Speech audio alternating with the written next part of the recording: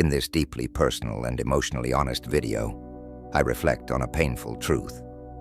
I was the one who caused harm in a relationship that meant everything to me.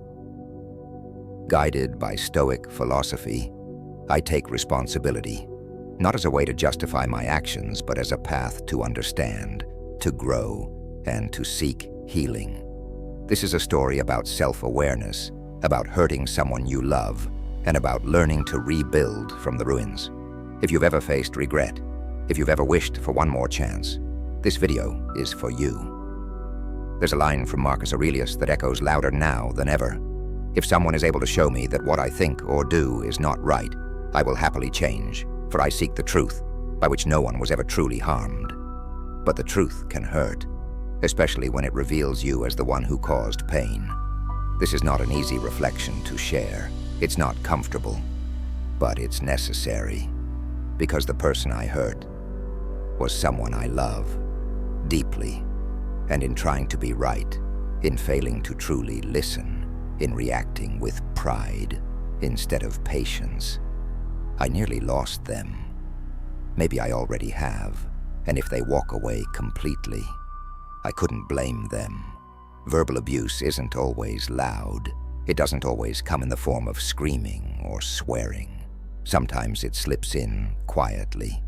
It wears the face of sarcasm, tone, impatience, or even silence. I didn't see myself as an abuser. That word felt too extreme, too far removed from who I thought I was. I thought I was being honest, straightforward, maybe even tough.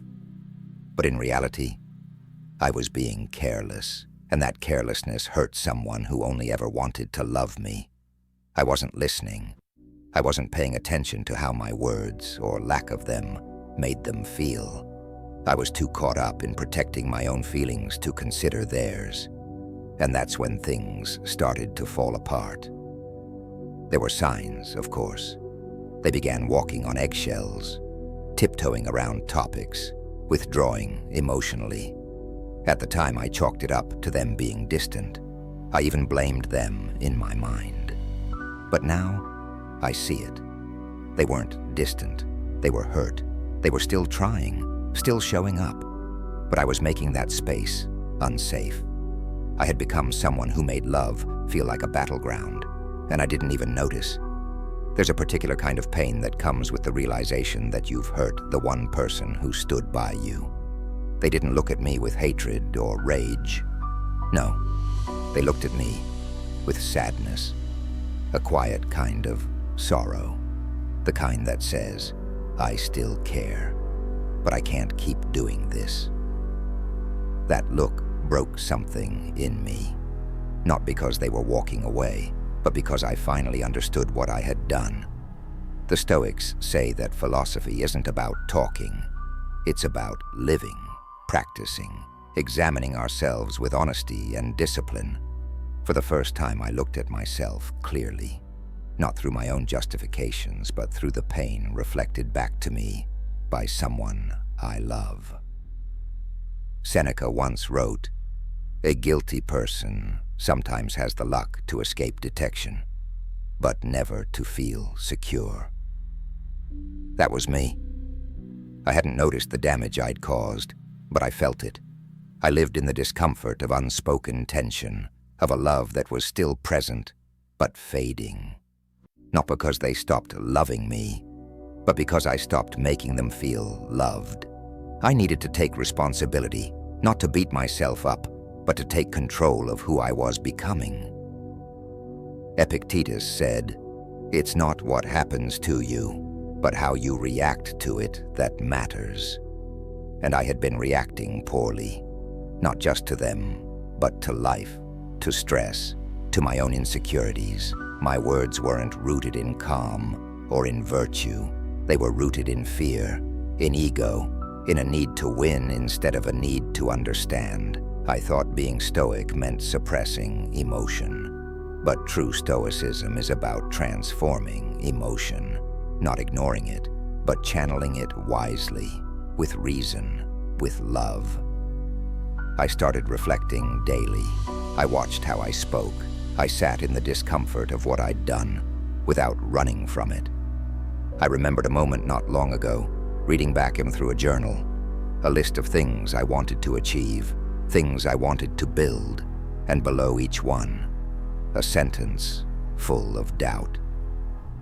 They weren't written by someone who hated himself. They were written by someone who didn't believe he was capable of better. That inner voice, the same one that quietly harmed me, had been spilling out into my relationships too, and it needed to change. So, I've started changing. Not all at once, not perfectly, but deliberately. I'm learning to speak with intention, to listen with openness, to pause even when I feel the need to react. I've realized that being stoic doesn't mean being silent. It means being wise with your words. It means recognizing when your pride is trying to speak instead of your compassion. And it means asking yourself, am I acting in line with the person I want to become? I still love them. That hasn't changed.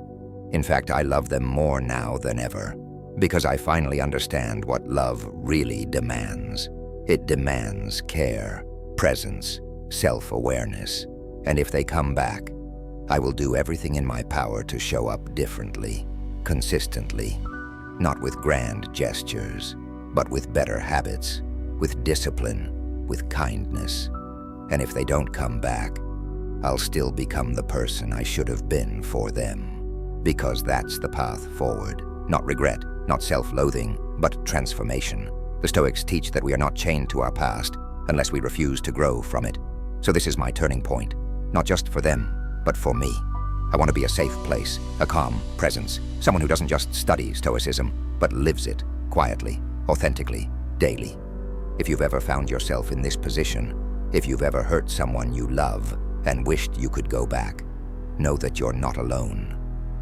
But also know this: regret means nothing without action, without real change. So be brave enough to face yourself, to own your part, to do the work, not just to fix things, but to become better, whether they return to you or not. As Marcus Aurelius said, the soul becomes dyed with the color of its thoughts. Let your thoughts be patient, kind, reflective, and let your actions speak more than any apology ever could. Thank you for listening. And if this spoke to you, share your thoughts. Let's talk about it, openly, honestly, because in the end, it's not perfection that defines us. It's the courage to change.